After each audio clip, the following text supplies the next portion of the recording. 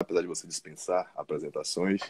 Para quem não me conhece, meu nome é Caio Rangel, estou aqui ao lado da queridíssima amiga professora Thaís de Carvalho, em mais um quadro, mais um episódio, tá, dessa série que é Café com Penal, todas as quartas-feiras, 8 horas e 22 minutos da manhã. Estamos aí no nosso 6º episódio. A galera já marcou na agenda, sempre bastante gente acompanhando de cedinho.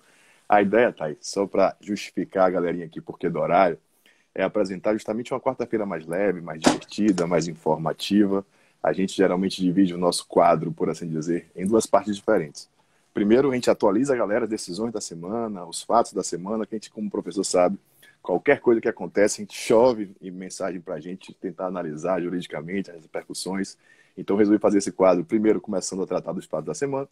Em seguida, tratar, claro, de fatos da prática, principalmente com profissionais renomados como você. Então, já iniciando a nossa live, queria abrir as portas do nosso programa, do nosso episódio, da nossa casa, para você, uma pessoa que eu amo. Já disseram aí, ó, mamãe do ano, professora maravilhosa. Você tá aí, que para quem não sabe, tem do outro lado, ó, a culpa dessa cidadã de eu dar aula, de estar aqui hoje, é só dela, exclusivamente dela. Então, sou muito grato a você, todas as vezes que a vejo, faço questão de reiterar, e principalmente por ter aceitado aí o nosso convite, sobretudo você aí, a mamãe do ano, com certeza numa vida dupla, tripla, quádrupla, corrida. Então, Tatá, seja muito bem-vinda, se apresente para esse povo maravilhoso aí, doutor Aldo, doutor Kelvin, então sejam bem-vindos, queridos. Ó, aproveitando, pode curtir, compartilhar o aviãozinho aí com a galera, com a mamãe, com a titia, para a gente conversar aqui nessa quarta-feira para amanhã. Bem-vinda, Thay, a palavra é sua, se apresente para esse povo maravilhoso que acordou cedo para ver a gente. Eu dou bom dia primeiro a todos e a todas que estão aqui. Agradecer imensamente o convite. Eu já queria há um tempão, fico pedindo, cobrando. Então, esse convite, na verdade, é um pedido, não é muito um convite. Eu requeri, fiz um requerimento fundamentado, circunstanciado. E é uma alegria imensa. Primeiro, porque é o professor Caio, meu amigo, vou falar dele daqui a pouco. Mas também porque eu estou fora de sala de aula. Então, eu estou de licença maternidade, estou no online aí há 2 anos, por conta da pandemia, nas faculdades. Então, meu nome é Thaís de Carvalho, eu sou doutora e mestre em Direito Público pela Universidade Federal da Bahia. Sou professora titular tanto da UFBA quanto da UNEB. Sou coordenadora da melhor pós que a gente tem aqui na cidade, no estado e no Brasil, que é da nossa Universidade Católica de Salvador. É muito importante eu registrar isso, porque não só pela grandeza da Universidade Católica, mas porque somos egressos da Universidade Católica. Então, muito do que nos rodeia, a gente deve a essa universidade, que é muito querida por todos nós. Então, também estou aqui para divulgar, após estar aberta, as aulas começam agora no final do mês de abril. E sou advogada criminal. Você me chama para dar aula após? Vou pensar. Na verdade, o professor Caio é professor cativo da nossa pós-graduação, não só pela sua competência técnica, mas também por tudo isso que ele tem feito aí, né? Pelo direito, pelos alunos, pela advocacia, pelo sistema criminal como um todo. Então, é isso. Me apresentando, essa sou eu. Mãe agora de um mês de uma menina, de um menino, e é isso aí. E estou muito feliz, quero dizer mesmo, assim, muito emocionada e muito feliz de estar aqui. Que bom, é uma honra estar aí, como disse Kelvin. Aí, Kelvin, você é essa cidadã brasileira, começar a falar o currículo dela todo, vai começar com aula de capoeira lá em 1912, antes do Código Penal novo. Então, você é realmente extraordinária. Amo você, saiba disso. Você mora no meu coração. O que precisar, sempre estaria à sua disposição. É uma honra, de verdade, de coração. Tá bom, né, Caio? Tê-la aqui, tá ótimo, maravilhoso. Seu óculos, seu moderno. É sua cara. Tem uma luz aqui, mas eu não liguei. Para ver se estou com cara de menos tá acabada por causa das noites. Pronto, beleza. Vamos lá, estou à sua Maravilha. disposição. Sei que o tempo Começando a nossa brincadeira, como eu disse para a galerinha, a ideia do projeto é ser realmente curto, bem informativo, 30, 40 minutinhos, para que você está aí indo para casa, indo para o trabalho, indo para a faculdade, deu aquela pausa rapidinho, colocou o fone de ouvido, em meia hora, 40 minutos, você está inteiramente informado, leve, conceito divertido, com profissionais da maior qualidade. A gente sempre começa, tá? Daqui a uns dias vai ter uma vinhetazinha, se assim Deus permitir, falando um pouquinho dos fatos da semana. Só contextualizando, estou aqui em um cenário diferente, né? Estou em um cenário muito ruim, na verdade, aqui em Caraíva, Bahia, esse paraíso baiano, recém-descoberto por muitos turistas, um local já conhecido bastante da gente aqui. Então, se a internet cair um pouquinho, já peço desculpas, estamos aqui fazendo um esforço grande em Caraíva, nesse paraíso. Daqui a pouco tem um passeio, vou tomar um banho de sol, tomar uma caipirinha, mas tudo bem. Faz parte da vida. O pior é que ele posta essas coisas. Queridíssimos, fato da semana, o primeiro que me chamou bastante atenção, tá aí, que cabe muito com o nosso tema de hoje, foi a Lei 14.321 de 2022, Lei 14.321 de 2022. Então, alteração legislativa, para quem é concurseiro ou OABzeiro e para os próximos, com certeza pode ser objeto de indagação do examinador, e que criou, acrescentou, por assim dizer, dentro da lei de abuso de autoridade, com muitas aspas, o artigo 15A, tipificando, grosso modo, sendo bem direto, a violência institucional.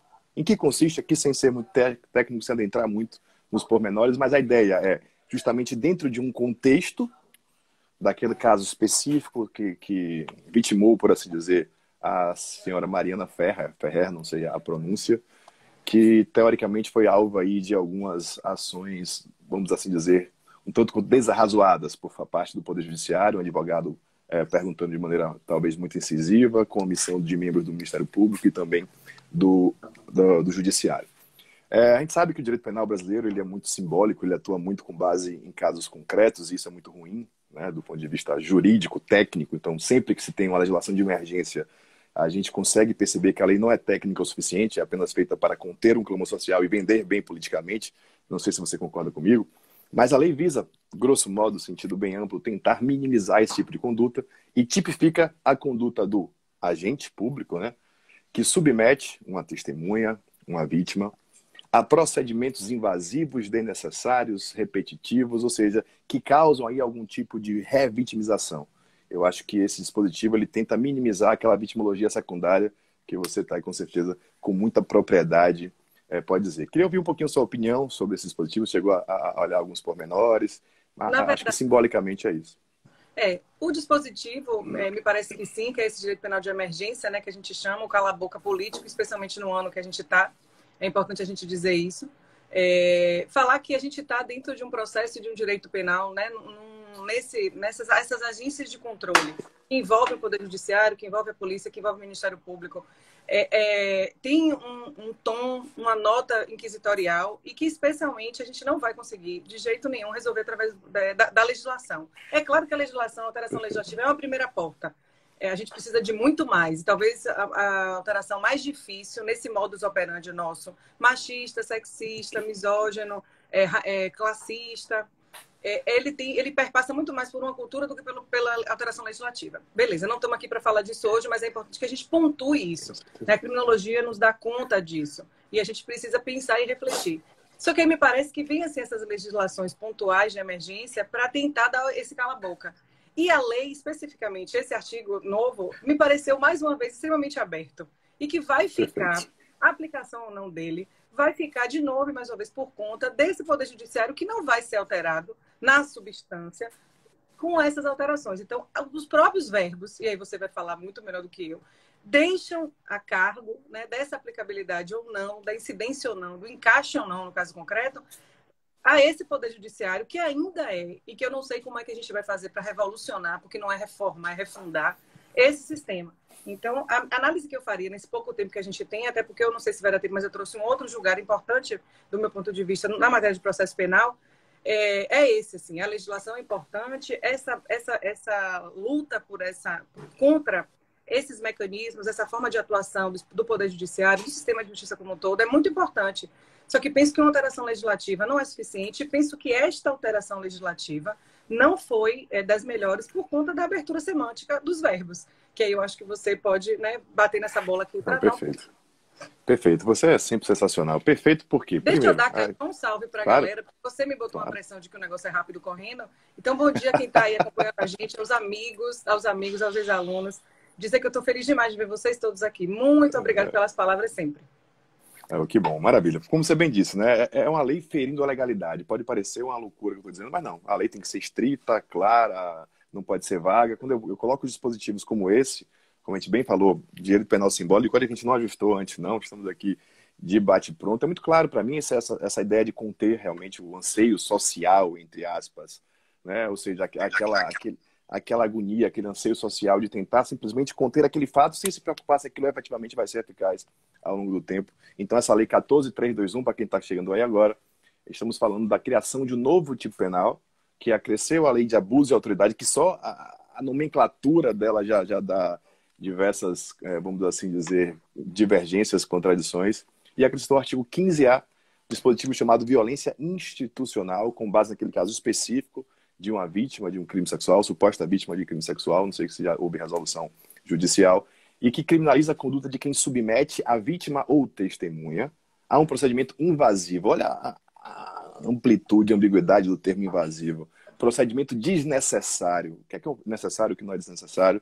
Mas me parece, tá, já em ponto de vista crítico, para não muito me alongar também, que esse dispositivo ele se aplica ao agente público, ele não seria para o advogado, né? Ele está dentro da lei de abuso de autoridade e, mal interpretado, poderia, inclusive, minimizar, né, ou limitar esse poder de produção de prova, etc., da acusação também. A gente tem que ver as coisas sobre os dois lados. Então, primeiro, show de bola a sua análise. Não sei se a galerinha concorda com a gente. Podem mandar suas críticas, dúvidas, sugestões e principalmente elogios. A gente gosta bastante de elogios. A professora Thaís aí fora da sala de aula há 2 anos, com certeza está carente. A gente fica carente demais nesse período. Você aí, professora raiz, como eu disse mais cedo, sou professor por causa dessa mulher, dessa advogada, dessa mãe, dessa professora, mestre, doutora. Sou de verdade professor por isso. Depois eu conto a história com mais calma. Eu guardei uma hora para falar disso. Você falou que era para falar, eu estou seguindo sua pauta. Ave Maria. Você tá pode pedindo, falar, tá pode pedindo, falar. Né? Não, porque eu sempre me emociono, tá? Quando eu conto você, mesmo que virtualmente. Quem não sabe, a gente tem uma amizade de longa data. Pode falar, fica à vontade, a casa é sua. Acho que travou um pouquinho. Não sei se foi eu ou se foi você, Tatá. Faltou luz aí aqui na minha casa. Peraí. Vixe, Maria. Peraí. Tá tranquilo. Vou levando aqui na resenha, por favor. Seguindo a nossa brincadeira, nosso segundo ponto de análise, tá? Bem rápido, bem breve, informativo, como tem que ser mesmo o nosso conteúdo. Falamos, mais uma vez, da Lei 14.321 de 2022, que tipificou o artigo 215A, trazendo o crime de violência institucional, com todas as vênias, todas as críticas. E queria que você falasse um pouquinho, já como advogada criminalista de excelência, renomada, inclusive, de uma decisão do STJ que, para mim, pareceu mais do mesmo, mas talvez hoje em dia obviedades precisam ser ditas, né? Tivemos aí há alguns meses uma decisão, acho que também do STJ, com base no julgamento lá do Rio de Janeiro, em que teria vedado o famoso silêncio seletivo, né? Finalmente, o STJ recentemente reconheceu, mais uma vez, bem se dizer, a possibilidade do réu utilizar o silêncio seletivo. Grosso modo, o que seria silêncio seletivo? Uma técnica muito importante, às vezes, para a atuação da defesa. Falo isso até no curso lá, quem não sabe, sou idealizador de um curso expert em audiência criminal. E o silêncio seletivo nada mais é do que responder as perguntas que for conveniente para a defesa. Se eu tenho, a partir do momento, eu tenho direito ao silêncio, eu tenho direito também a responder a pergunta que eu quiser. Então, na prática, né, não sei se a professora Thaís já passou por isso, já tive esse problema enquanto estava na advocacia, hoje sou assessor do Tribunal de Justiça, de chegar a um ponto de audiência de promotor ser muito incisivo, para mim arbitrário, a gente combate, a advocacia é combativa, mas claro, educado. Chegar a ponto, não, tá bom então, você vai perguntar sozinha, que eu só responder as minhas perguntas. Parece que eu joguei uma bomba, o promotor acha que eu estou ofendendo ele, eu falei, não estou te pedindo não, não estou te perguntando não, vou fazer isso. Então, eu queria saber de você, sua opinião sobre essa ideia de silêncio seletivo, para quem está do outro lado, grossíssimo modo, seria a faculdade de responder as perguntas se quiser, quando quiser e de quem quiser. Me parece aí nada mais, nada menos do que a ampla defesa. Exatamente. Bola é sua. A gente parte da premissa, e a gente fala dessa premissa aqui, porque é do ponto de vista teórico, mas acho que é muito importante a gente dar esse feedback prático. Porque não há advocacia, né, de jeito nenhum, sem essa troca de experiência. Porque quando a gente está na sala de aula, que a gente fala dos princípios, do sistema, é tudo muito ajustado, né, do ponto de vista constitucional. E tem colegas que não são da área do crime, né, que a gente fala, e a gente é do crime mesmo, sem problema nenhum. A gente é advogado de porta de cadeia, de porta de fórum, de porta de tribunal, de qualquer lugar que a liberdade esteja sendo cerceada. Qualquer lugar, a gente é de qualquer porta. Tem uns mitos ainda, sabe, Caio, que a gente precisa começar a dissolver, como você bem faz em todos os projetos que você se dedica aí a fazer. Então, a gente parte dessa premissa, que é o direito à ampla defesa, né? O interrogatório está dentro desse princípio da ampla defesa, na modalidade autodefesa, e a gente exerce o direito de autodefesa por meio, né, do interrogatório. Que por si só, demorou-se 20 anos para entender que o interrogatório é meio de defesa, não é meio de prova. Só que a gente tem, mais uma vez, e desculpa eu bater nisso, a gente tem uma cultura inquisitorial, especialmente nossos magistrados, o grosso, vamos dizer assim, foi ensinado nas faculdades, ainda nesse pensamento. A gente tem uma exposição de motivos no CPP que fala de favores ao réu. né, que a gente tem que diminuir a carta de favores ao réu. Isso está na exposição de motivos do nosso Código de Processo Penal de 41, que eu preciso dizer que é o último da América Latina. É o último. Né? Nós temos em toda a América Latina, depois do processo de redemocratização, novos códigos de processo penal. Nós somos o único país. Isso é muito importante ser dito. Porque isso é vergonhoso e parece que a gente fala como advogado sozinho. Parece que tudo está perfeito e que os advogados são loucos dizendo que alguma coisa está errada. Então é importante que a gente diga que esse direito ao silêncio parcial ou seletivo, né, como a jurisprudência trata, mas a doutrina também fala de um direito parcial, ele não é nada mais do que um exercício do direito ao silêncio, né, do nemo tenetur sed tegere, né, por esse latim de não, eu não posso temer por me deter. E a gente pode, sim, deve, se for a estratégia pré-pensada, pré-moldada, né, e a gente não pode ir para o processo, como o Caio fala tantas vezes aqui, e fala também na pós da Católica, que a gente está começando aí essa turma esse mês, a 10ª turma.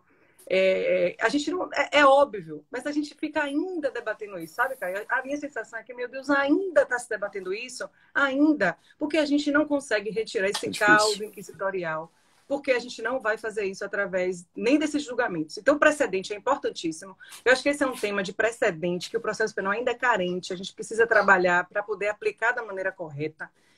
E os juízes precisam entender que os precedentes são vinculantes. Ponto. Porque os caras e as meninas não entendem isso, os juízes. E penso, sabe, Caio, que a gente tem um grande entrave nisso tudo, que é o processo escrito.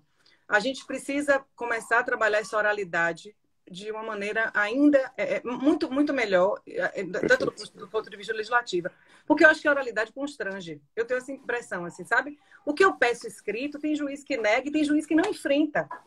É desesperador, o juiz não enfrenta, ele passa batido, eu embargo, eu grito, eu faço assim, eu estou aqui, fale comigo, eles me ignoram. Audiências que a promotora e a juíza recentemente estão falando, eu falo, vocês não estão me perguntando não, mas eu queria opinar. O que é que vocês estão decidindo que vão fazer com o processo? E aí não é fácil falar isso para o aluno recém-formado, porque a gente precisa ter conhecimento, que eu acho que é o que a gente prega aqui sempre, mas tem que ter coragem. Sabe, gente, vocês não estão ali para fazer amizade com o juiz e promotor. Eu me lembro que algumas vezes que a estagiária está assistindo a audiência, sabe, Caio? Está assistindo. Aqueles alunos que estão assistindo a audiência. E a gente está fazendo audiência e às vezes a gente precisa aumentar o tom dentro da educação, tudo isso aí que você já fala bastante. E eu vejo no olho dos estagiários vergonha de mim. Eu estou defendendo eles. Eu estou sentada ali como advogada dizendo, não, senhor, não é assim. Vamos abrir a lei para ver se o que o senhor está dizendo porque eu já tive que fazer e claro que eles não abrem. Para dizer que eu falei, o senhor está dizendo que não, a lei não fala que é isso, não. Vamos abrir aqui para ver, porque pelo amor de Deus. Em dúvida, processidade, por exemplo. Não, e verdade real que me saca Caio, processo decadência. E é preciso que se diga isso com todas as letras, porque quando você tem uma decadência, por exemplo, o menino vai para a audiência, dizendo ao cliente que ela vai acabar em 2 minutos. 2 minutos. Só que o juiz, ele afasta a decadência. Como é que eu vou ensinar um aluno que decadência não prorroga, não suspende, não interrompe? E lá o juiz fala, não, mas aí não marcou audiência porque é ato do Estado. Eu não sei nem o que é isso. Aí eu olhei para ele e falei, peraí, rapidinho. O que é isso? Quer dizer que... E aí a promotora, vamos ouvir o MP. Eu peço, vamos ouvir o MP, gente? Porque na esperança do MP ser algum... Aí o MP me saca a verdade real do bolso. E tem instrução. E nesse caso, Caio, que tem instrução, qual é a intenção do juiz? Condenar. E nesse caso, ele disse para mim, eu falei, peraí, excelência, rapidinho, interrogatório. Ele falou, não, doutor, interrogatório é direito, não vou fazer, não. Eu falei, como não vai fazer? Como não vai? Ele, não... No mesmo processo? No final da audiência, que decadência. Ele não reconheceu. A promotora foi... Eu pedi, tá lá no áudio, eu falei, pelo amor de Deus, vamos ver o MP, excelência, porque eu não sei nem o que é ato de Estado. Porque você, nesse momento, não se preparou para a instrução. Porque isso é decadência. Isso eu no início da carreira, 10 anos atrás. Ordem pública, né? Inclusive. 10, 14. Então, a gente tem que dizer, a gente precisa dizer aos nossos ouvintes, alunos, né, recém-formados, que ainda que você veja uma prescrição e decadência, que você veja não, que você não pode ver, porque isso né? Você precisa se preparar para a instrução. Olha que loucura a gente está falando em 2022, no sistema acusatório, desde 88, pretensamente. 2022, decadência, tudo bem que isso tem alguns anos. E você tem que ser... Eu tive que instruir algo que eu não estava nem um pouco preparada, porque se é decadência, eu falei, vou lá ganhar esse dinheiro, acabar o processo e vamos para casa. E a promotora me disse a verdade real. E aí, para completar, eu uso esse caso nas minhas aulas de prática, o juiz me diz que não vai fazer interrogatório. E você tem que ter conhecimento e coragem para dizer, excelência, um minutinho. Porque não dá, e é por isso que eu digo que a gente precisa brigar e saber, não dá para vir para aqui para advocacia, especialmente a criminal, essa galera que quer ser amiga de juiz e promotor. Você pode ser amigo de juiz e promotor, temos amigos juízes e promotores, tá? Mas você não tá ali para fazer amizade. Você fez amizade em outro lugar, você reconheceu os amigos em outro lugar. Perfeito. E aí ele falou para mim isso, não vou fazer, peraí, Excelência, o senhor não precisa fazer, mas tem que oportunizar, e eu quero fazer. E aí foi o que realmente aconteceu, claro. E ele não sentenciou em mesa, porque eu, nas alegações finais, dei um nó nele para falar de dolo, que não tinha se perquerido, que não... E ele sentenciou, obviamente, condenando. Mas aí, por que é importante dizer a quem está assistindo a gente, porque eu fico aluno, mas claro que tem um monte de advogado já, mas recém-formado, me parece, esses juízes respeitam a gente. Olha, Caio, quando eu saí dessa audiência, o juiz mandou uma mensagem para mim e não estava me paquerando. Porque tem também isso, né? Ele não estava. Ele falou, parabéns pela atuação. Tanto que minha cliente falou, ele vai me absolver, porque ele mandou um zap para a senhora. Eu falei, ele não vai lhe absolver, vai lhe condenar. A gente teve que ir para a turma recursal, porque foi juizado na época, e juizado parece que é terra de ninguém. E condenou, e a gente conseguiu o reconhecimento óbvio da decadência. Só que aí, Caio, olha outro problema que a gente fica. Então, a ampla defesa, é muito óbvio esse julgamento, que claro que quem pode mais ficar em silêncio pode escolher ao que vai responder. É óbvio. O nosso princípio da ampla defesa, né, nessa modalidade, ele é dessa densidade. Eu acho que a palavra é essa. Eu aproveitei aí para falar, porque eu sei que o tempo é bem curto. Peço desculpa, mas é isso. Perfeito. Não, pelo amor de Deus, extraordinário. Primeiro, você tocou em pontos muito cruciais. Primeiro, que nosso CPP é de 1941. Né? Só a gente pegar o contexto histórico, social, que a gente sabe que 41, Segunda Guerra Mundial, Constituição Polaca de 37, Getúlio Vargas, Estado Novo. Então, o contexto foi justamente inquisitivo, sem dúvida nenhuma. O problema é continuar 80 anos depois com esse mesmo procedimento inquisitivo, depois da Constituição de 88. Ou seja, a gente precisa de advogados e advogadas como você, combativos, mas, claro, elegantes. Eu sempre digo, o advogado bom não é o que grita, não é o que esperneia, que bate na mesa, que ofende ninguém. O advogado bom é que está com a lei embaixo do braço, com a jurisprudência embaixo do braço, com a técnica na cabeça e consegue colocar de maneira direta e objetiva. E você realmente é um exemplo disso. A gente sabe que, graças a Deus, temos advogados e advogadas como você, porque, de fato, mesmo, nós precisamos de advogados combativos. Advogados combativos têm que ser técnicos. Não adianta gritar por gritar, eu tenho que ter por que eu estou gritando.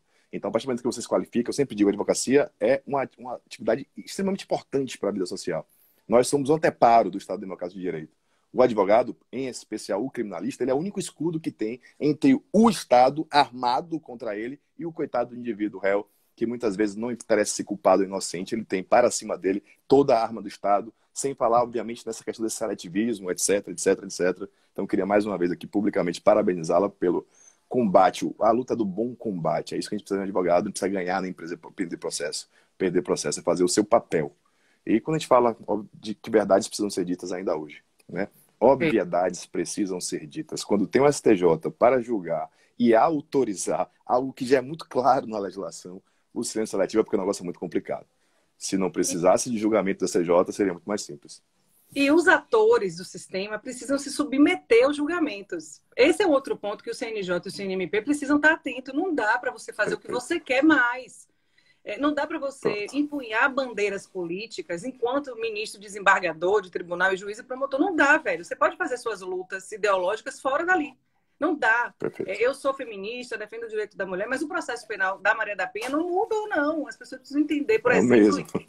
Então, precisa ter conhecimento, isso tudo que o Caio está dizendo, e coragem. Coragem. Porque tem juiz que constrange, especialmente, né, nós mulheres. Tem MP que constrange. Você tem que parar, respirar e dizer, não, minutinho, excelência.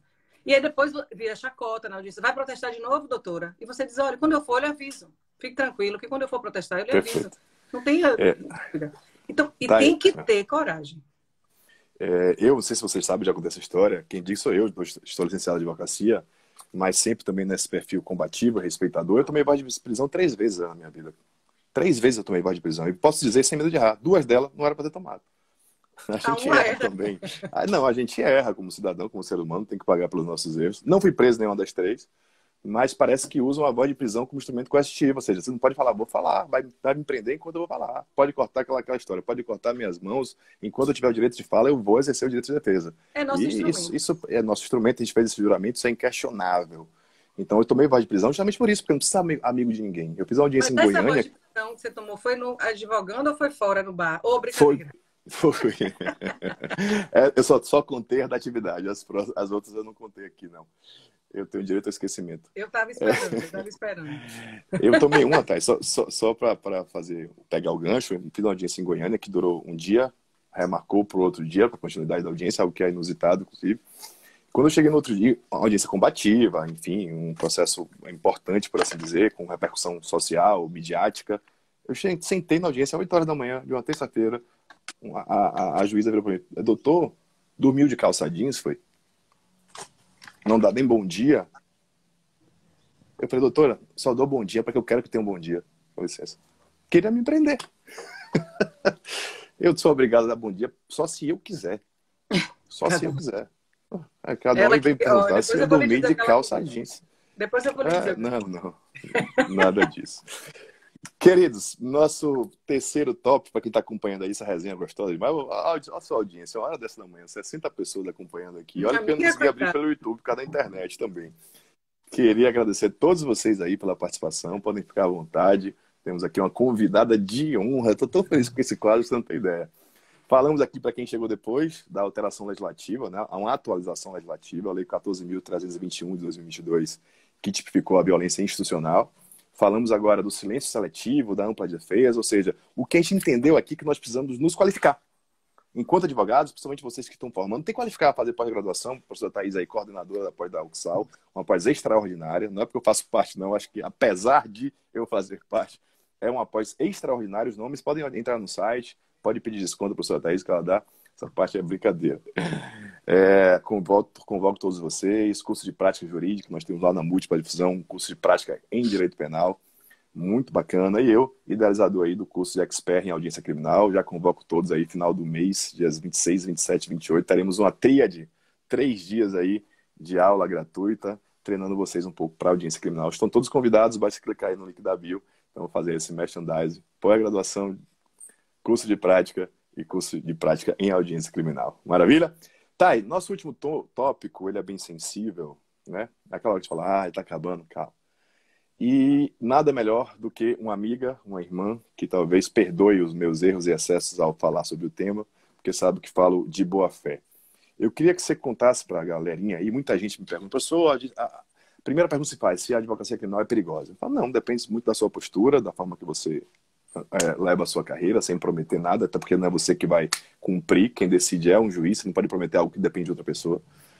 E, principalmente, muita gente pergunta como é a advocacia criminal para as mulheres. Como você bem disse, nós temos ainda, infelizmente, sociedade machista, misógina. Talvez não seja aí meu local de fala, como eu sempre cito, mas toda viagem eu trago um livrinho, tá aí. Estou lendo aqui, pela segunda vez, minha querida Djalmila Ribeiro. Eu tive a honra de ser paraninfo recentemente de uma turma da UXAL e eu falei, tá aí, o seguinte, falei, talvez não seja meu local de fala mesmo, porque eu sou um privilegiado, né? Eu sou um homem numa cidade machista, eu sou heterossexual numa cidade machista, eu sou tido por não negro numa sociedade racista. Então eu não faço parte dessas, entre aspas, minorias, mas eu, do outro lado de cá, talvez tenha uma responsabilidade ainda maior de tentar combatê-las. Como você bem disse, isso é estrutural, isso é institucional, isso é enraizado. Eu fui criado de uma maneira extremamente machista. A sociedade da época me criou assim e faço uma luta comigo mesmo, um combate comigo todos os dias para tentar desorganizar essa ideia, desestruturar esse racismo estrutural. Isso se dá com base em estudo, se dá com base principalmente em querer. Tem que querer mudar. As coisas não mudam sozinhas. Ainda hoje cometo falhas, não intencionais, mas não tiram a gravidade das minhas falhas. Mas queria ouvir de você, de dentro, quais são as principais dificuldades, o que é que você aconselha para essa galerinha aí, em especial para as mulheres que estão entrando ou querem entrar nesse mercado de trabalho e se espelham em mulheres como você. Você sabe, talvez não tenha a magnitude, a expressão do que você representa, mas você é justamente isso. Você é um modelo que muitas querem seguir. Ou seja, elas olham para você e falam, eu quero ser igual à professora Thaís. O que é que eu faço para ser igual à professora Thaís? Essa é a minha pergunta difícil. É E ser difícil, igual a você é muito difícil. e não é isso tudo também, não.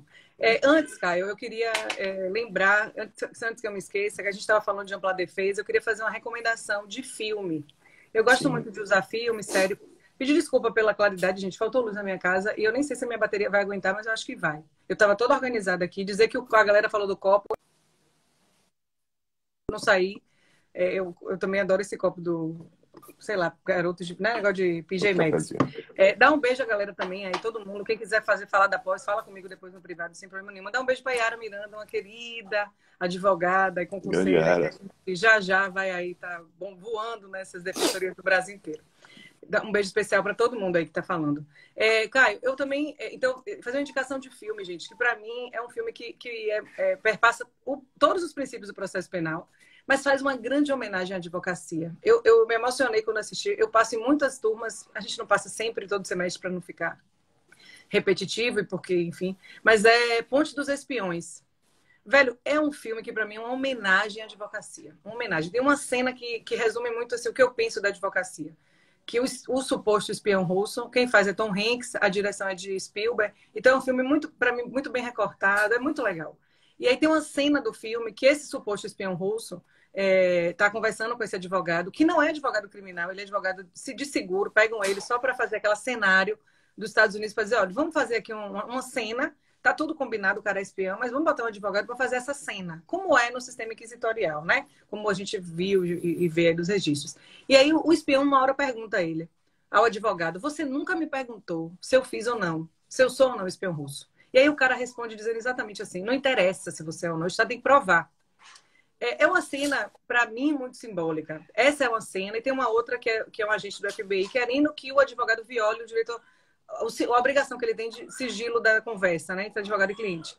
E o agente do FBI fala, o cara é o espião russo, ou seja, o direito penal do inimigo. Vamos quebrar, Perfeito. vamos desrespeitar. E aí Tom Hanks fala, eu sigo uma cartilha.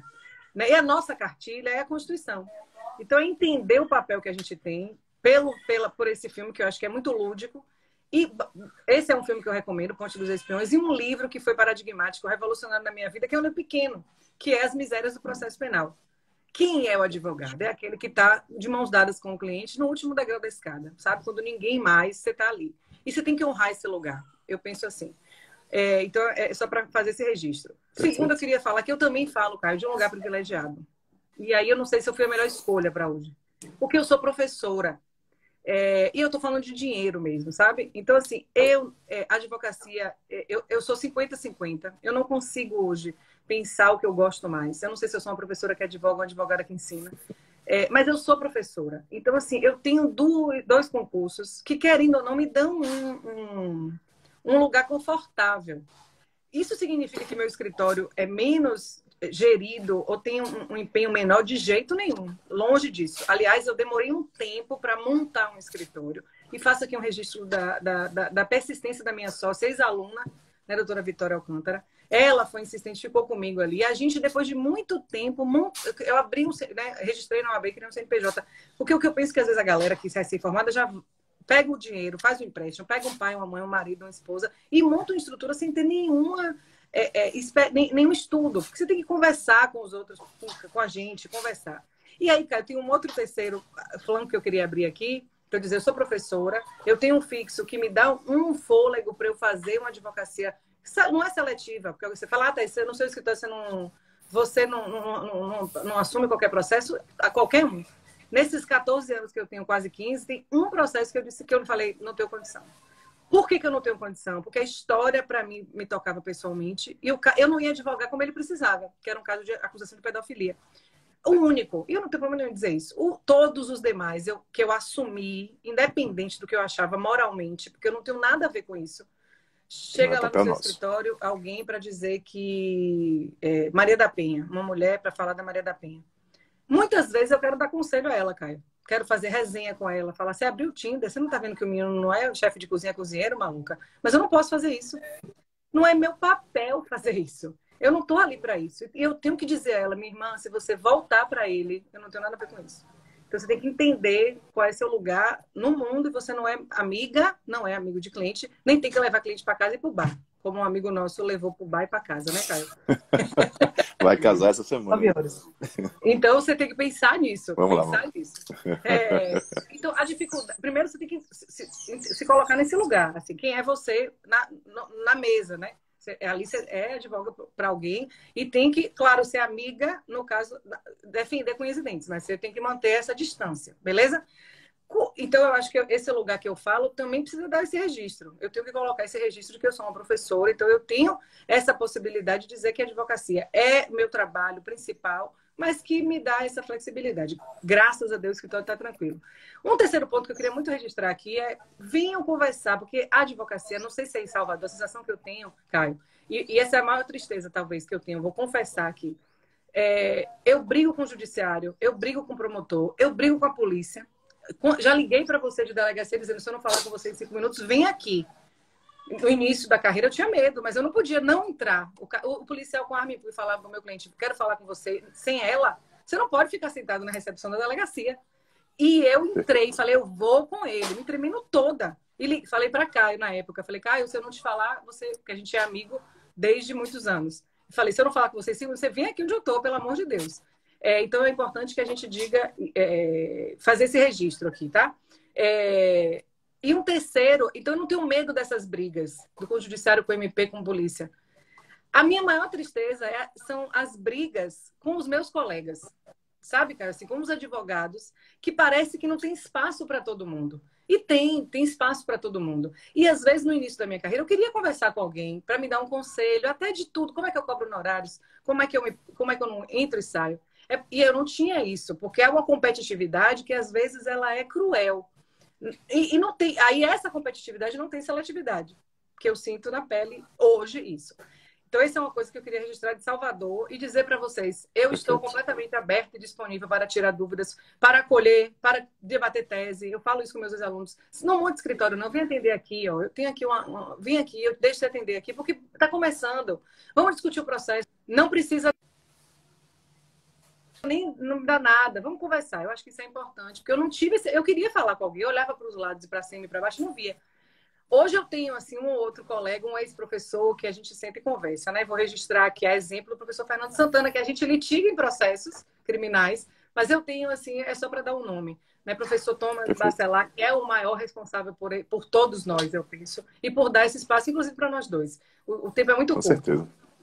E falar da advocacia, eu como mulher, é claro que a gente sente isso. Eu estou de licença maternidade das faculdades, não estou de licença maternidade do escritório. E soube que um grande amigo, colega, falou a um cliente, agora, cara, esse mês: não, Thaís está parida. Ela não vai lhe dar a atenção que você precisa, não contrate ela, não. Esse grande amigo, então, foi com aspas, né? Não era mais grande. Ele não é. Essa é uma pessoa que eu tenho um carinho, respeito. E não fala às vezes. E às vezes não fala de consciente. Fala pelo contexto que as pessoas acham isso da gente, né? Fala: não, ela é mulher, então tem filho. Isso é um grande problema no mercado do trabalho, né? A gente sabe disso, que quando vai se contratar mulher, esse é um óbice, porque ela tem licença maternidade de 6 meses, como se isso fosse um grande... a gente tivesse quase que culpa disso. E eu estou advogando, fiz audiência ontem. E se eu não tiver meu escritório, tá? Porque eu sei também que tem cliente que vai pelo meu nome. Por isso que a gente fala que é professor e doutor. E eu tenho que entender que tem cliente que precisa, que quer Thaís. E a gente tem que fazer essas adequações da agenda. Eu penso que a advocacia é disponibilidade e disposição.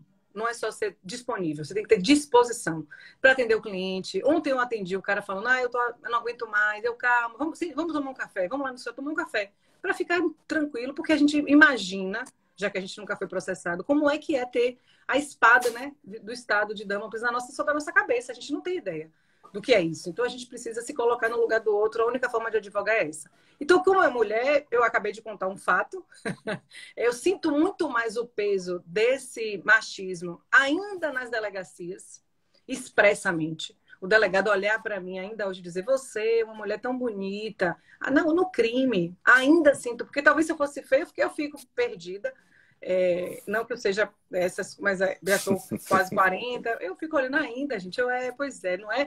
E às vezes você não está afim de debater, de educar. Você não... mas é isso. Eu acho que existem sim dificuldades, né? Acabando, o horário já estourou aqui, eu já olhei. Mas eu acho que a gente precisa ter conhecimento e coragem. Eu acho que a gente precisa ter esse amparo, né? Que você faz tão bem, sabe, Caio? Você faz muito bem esse amparo dos alunos. Eu acho que Caio é um cara que qualquer projeto que ele se propõe a fazer, faz com excelência e faz com essa gentileza. Quando você fala muito, né? O meu colega é fenomenal, um fenômeno. Eu uso você, Caio, eu acho que eu nunca te falei isso, como exemplo em todas as aulas, primeiras aulas dos semestres. Eu falo assim, gente, eu respeito a genialidade dos alunos. Porque eu tinha um amigo, o professor Caio Rangel, que não tinha caderno, né, na faculdade. Ele não precisava dos professores. É verdade, eu digo isso. Eu acho que eu nunca comentei. Nós somos amigos há 20 anos, né? Você falou outro dia, eu falei, que 20 anos? O que você é louco? A gente tem 13. Mas contando desde lá, a gente não ficou amigo no início. Foi no fim que eu tive a alegria de encontrar meus amigos para sempre. Né? Você, Rodrigo, Thales e Lucas. E talvez, Caio, quem sabe da sua história, da excelência do fenômeno que você era como aluno, não vai ter a oportunidade que eu estou tendo nesse minuto final de registrar isso. Não só do excelente aluno, diferenciado, porque é isso que eu digo, assim, um raciocínio diferenciado. Janine tem que bater palma também por isso, né? Dá um abraço aí a Janine, a noiva de professor Caio. Eu também. Então, eu acho que é importante que a gente diga isso, assim, sabe? Esse aluno que você foi, que era diferenciado, e também esse homem que você se tornou, que eu tenho muito orgulho de dizer, Caio se tornou, todos os meninos, mas esses colegas que sabem da sua história não vão ter essa oportunidade que eu estou tendo aqui de falar para essas pessoas que te seguem. Então, eu queria registrar isso, não só o homem, o professor, o profissional, o assessor, o advogado, que eu brincava, eu digo, gente, eu indico o Caio para qualquer coisa, qualquer papel. Indico assim, boto a mão no fogo. É por isso que eu, lá atrás, quando eu comecei, a gente na loucura, eu me lembro a gente, nós dois sentados na faculdade, com a ementa na mão, dizendo o que é sentença autofágica, o que é sentença suicida. Eu vou dizer que a gente não tem ideia, mas a gente vai estudar, e eu sei que a gente vai dar conta. E eu acho que nós somos corajosos. Talvez é um pouquinho mais que te puxei. Mas você não precisava de nada, você só precisava disso. Você foi muito mais longe. E eu quero registrar essa alegria, esse orgulho que eu tenho de dizer que eu sou a amiga do professor Caio Rangel. Pelo homem que ele é e pelo profissional que ele se tornou. Quem quiser, venha para a advocacia, mas venha com coragem para brigar. Porque essa luta aqui não é para fracos e fracas. Eu acho que é isso. Eu não sei se era isso, Caio, mas eu acho que era. Enfim, quase eu choro. Quem não me conhece mais de perto, acho que eu sou durão. Mas não sou muito, não. Muito obrigado pelas palavras. Claro que, enquanto amigo, a gente retira aí o exagero. Nunca fui brilhante, não. Sempre fomos bons alunos, né? A gente sempre estudou, sempre passou nas provas, enfim. Mas só para completar, queria mais uma vez agradecer por tudo que você fez e faz na minha vida. Como eu disse mais cedo, se eu sou professor hoje, se eu faço a coisa que eu mais amo, se eu descobrir a coisa que eu mais amo no mundo, eu devo muito a você. Quem não sabe, a professora Thaís, que me requisitou para dar aula. Nós tínhamos acabado de nos formar, 1 ano de formados. Surgiram vagas, ela foi conversar com o Thomas, nosso coordenador, que é a pessoa que é outro ícone aí da nossa carreira. E Thomas falou, tenho 2 vagas, tem Thaís, não, tem Caio também, venha Caio. Foi. Que ligou para Caio. Eu dei o nome artístico, lembra, Caio? Não lembro, A gente saiu da sala dele, de professor Thomas, e Maria José falou, como é o nome do professor? Aí você, Caio, Matheus, Caio. O nome dele é Caio Rangel. É o nome dele, Caio Rangel. Bota aí na caderneta. Você não vai lembrar, porque a gente estava tão nervoso de falar. A gente é maluco de fazer isso aqui, meu Deus. Vamos lá. Não, eu vou fechar com a frase que você me disse, tá? Você me ligou. Num dia de semana, eu estava com meu pai até na hora, eu falei, não, tá, não dá não tenho condição nenhuma de dar aula, acabei de sair da faculdade, estou estudando aqui, passei na OAB ainda, não tenho nem prática. Você falou, tudo bem, você vai.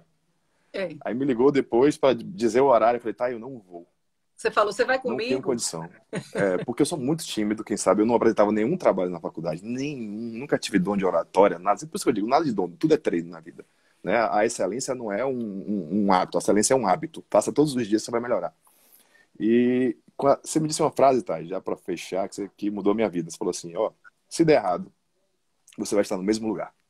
Ou seja, você não vai por medo. Porque se der errado, você não vai perder nada. Você vai estar exatamente no mesmo lugar que você estava ontem. Se der certo, pode mudar a sua vida, como mudou, como fez. Hoje, posso dizer, sem medo de errar, que é o que eu mais amo na vida, é fazer o que eu faço. É conversar com as pessoas, passar um pouquinho da nossa saúde, já a experiência, porque nós não tínhamos nenhuma, apenas dedicação, esforço, afinco, interesse. Exato. E a gente sabe que nós somos professores nesse ponto diferenciados porque nós nos preocupamos com os alunos. A gente não dá aula pra gente. Eu não estou aqui para chegar na aula de primeiro semestre e dizer as teorias todas que eu estudei, porque ele não precisa daquilo naquele momento. Né? Ele precisa que eu dê o melhor para ele naquele momento. Então, acho isso muito interessante. Queria mais uma vez agradecer publicamente e dizer para a galerinha aí de casa, muito obrigado. Alisson, da produção, Peu, te amo, Peu. A galera aí, o nosso público qualificadíssimo. Doutora Ellen Cruz, também gostei das suas dicas, sim. Estou aqui lendo tudo. Maravilha, obrigado a todos. E a gente não tem família, né, Caio? Eu acho que é importante que tem gente não. Pois é, que não tem família na área. E a galera acha zero. que tem que ter.